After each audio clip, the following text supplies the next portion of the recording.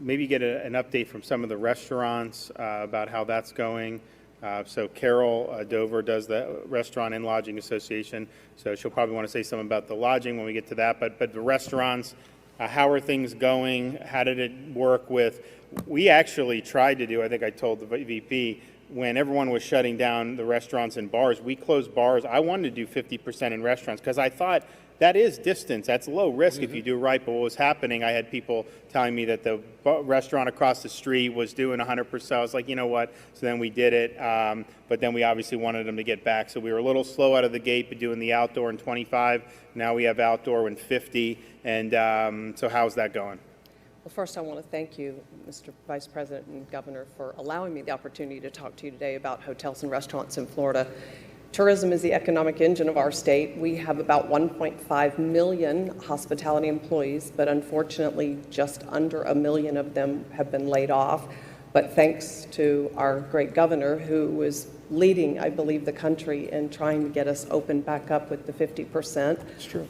It has begun to really change the dynamics. I think at 25%, we knew it would be hard, but at 50%, we're seeing a rebound, and hopefully will continue.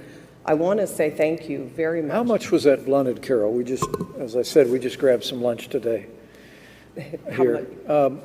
Beth, who runs 4 great burger places, told us that she, through delivery and through pickup, right, that she'd still been able to maintain about 20% revenue. So did you see that at all? But because Secretary Scalia and I just heard at the White House with restaurant operators from around the country that, did I hear right, like 1 in 4 of the job losses in America today are people that work in restaurants alone, let alone hotels and hospitality. Yes. But how much were people, how much was the delivery, pickup, how much did that sustain? Huge. We were incredibly grateful when our governor said that we could continue with takeout, curbside delivery. I've never seen so much creativity. Grocerants started, and we've seen all kinds of, this governor's been very effective in getting local mayors to allow the streets to open so they can roll right here. We also did alcohol delivery. I was going to say that. We authorized that so people would actually, the restaurants could deliver a meal and could deliver some alcohol as well. It's been incredibly helpful. I want to say... And you told me that your emergency management team... Oh. Yeah, so at Tallahassee restaurants, with emergency, because they have everyone working, so they cater in. Yes. And I was like, you got these local restaurants, so some of them really were able to do well. Yeah. So that made a difference. Yes, that sir. preserved some of the sir. revenue. It absolutely did. And what really made the difference is what you've hit on with the PPP and Phase 3. Okay. If I may, though, without sounding at all ungrateful, because we are so appreciative of what you've done, there are a few things that we hope in Phase 4 that will be addressed. One, of course, is liability protection and hold harmless agreement. That would be something I know that we're looking and hopeful for. Extending the loan coverage from 8 weeks to 24 weeks. I'm sure these are things that you've heard before.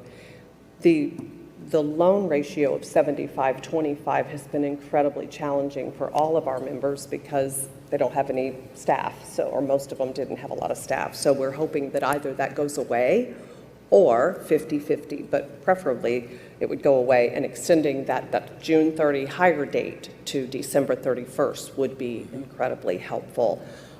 There's a lot of other issues, but I just want to say thank you. And I want to end with, first of all, COVID hit this. Can I just add sir. in there, because I'm sure this is just as relevant. Yes, sir. Some of these great attractions and hotel and resort operators is the liability issue. Yes, sir. I will tell you that we're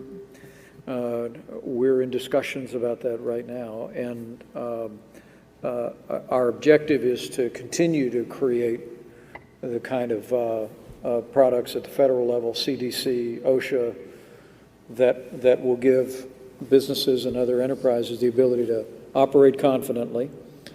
But I want to assure you that we're very aware of that. We want what I think Senator McConnell raised the issue early on. The President has our team looking at it, but we understand the challenge that faces. But The American people want to get back to business, but we want businesses to have the kind of guidance that you can operate confidently and know that you'll have the kind of liability protection if you conform with those labor standards, if you conform with those operating standards. Thank you.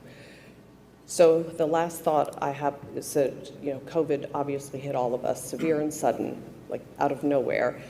But we have the Amendment 2 will be on the ballot here in Florida to raise our minimum wage to $15 an hour. And there will be nothing more catastrophic to an industry that's already been hit as hard as we've been hit to have to be faced with an increase in the minimum wage. So I know that that is something that we would love any assistance and help, but we're going to continue to try to fight for our industry and hope that we can get our employees back to work, but not be hit with that in November. And thank you very much for the opportunity today, Mr. Vice President. Thank you. Great insights. And give everybody in the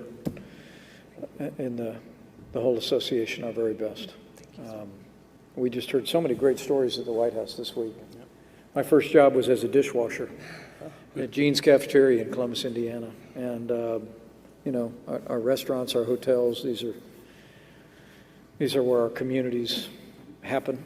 And so tell everybody we appreciate all the hard work, sacrifices that they've made. It's made a difference.